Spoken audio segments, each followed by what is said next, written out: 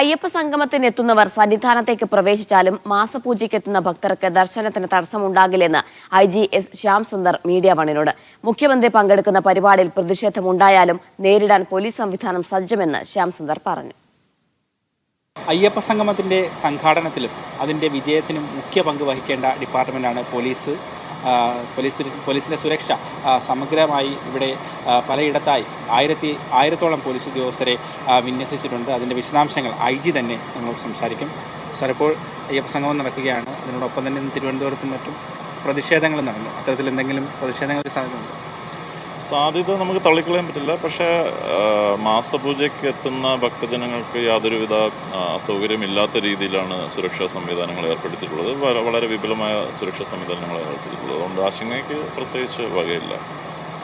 ഏതെങ്കിലും തരത്തിൽ അങ്ങനെ പ്രതിഷേധം ഉണ്ടായാൽ അതിനെ ഹാൻഡിൽ ചെയ്യാനും പോലീസ് സജ്ജമാണല്ലോ? തീർച്ചയായിട്ടും പ്രതിഷേധം ഉണ്ടായാൽ തീർച്ചയായിട്ടും അതിനെ ഹാൻഡിൽ ചെയ്യാൻ സജ്ജമാണ്. അഡീഷണൽ ഫോഴ്സ് ഒരുപാട് ഡിപ്ലോയ് ചെയ്തിട്ടുണ്ട്. ഏകദേശം 14 കമ്പനി ഫോഴ്സുകളാണ് മാസപൂജയ്ക്കുള്ള ഡിപ്ലോയ്മെൻറ്റിനേക്കാൾ അധികമായി ഡിപ്ലോയ് ചെയ്തിരിക്കുന്നത്. അതുകൊണ്ട് വളരെ കംഫർട്ടബിൾ പൊസിഷനാണ്. ഇവിടുത്തെ സേനാവിന്യാസം എങ്ങനെയാണ് സാർ, ഒന്ന് വിശദീകരിക്കാം? മാസപൂജയ്ക്ക് യൂഷ്വലി ഒരു 500ഓളം മെൻ ആൻഡ് ഓഫീസേഴ്സിനെയാണ് ഡിപ്ലോയ് ചെയ്യാറുള്ളത്. പക്ഷേ ഇപ്പോൾ അത് അധികമായിട്ട് ഏകദേശം ഒരു 2000ഓളം ആൾക്കാരെ പല സ്ഥലങ്ങളിലായി വിന്യസിച്ചു. അത് റൂട്ടിലാണെങ്കിലും ഇവിടെ പമ്പ മണൽ തീരത്ത് വെന്യൂ, പിന്നെ അതുപോലെ തന്നെ ഭക്ഷണം ഡൈനിങ് ഏരിയ, അതുപോലെ തന്നെ ബ്രേക്ക്ഔട്ട് സെഷൻ നടക്കുന്ന ഹാൾ, അങ്ങനെ മൊത്തത്തിൽ അധികമായിട്ട് ഡിപ്ലോയ് ചെയ്തിട്ടുണ്ട്. സാർ, മറ്റൊരു കാര്യം, ഈ പല വിദേശികൾ ഉൾപ്പെടെയുള്ളവർ വരുന്നു. അവർ സന്നിധാനത്തേക്ക് പോകാനുള്ള ഒരു സാധ്യത കൂടി ഉണ്ടല്ലോ. അപ്പോൾ അത് ഏതെങ്കിലും തരത്തിൽ മാസപൂജയ്ക്ക് എത്തുന്ന തീർത്ഥാടകർക്ക് അവരുടെ ദർശനം വൈകാനുള്ള സാഹചര്യം ഉണ്ടാകും?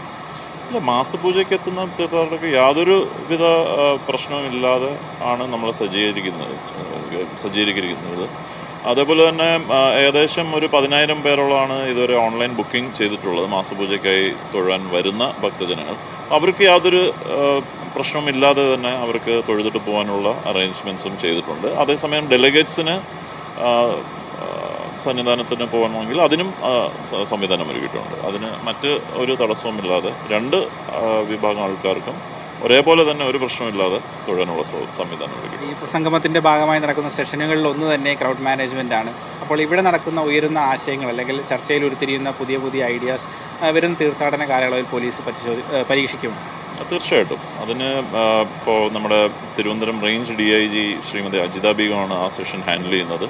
കൂടുതൽ വിശദാംശങ്ങൾ മാഡം തന്നെ പറയുന്നതായിരിക്കും. അയ്യപ്പ സംഗമത്തിന് പോലീസ് സേനയും സർവ്വസജ്ജമാണ്.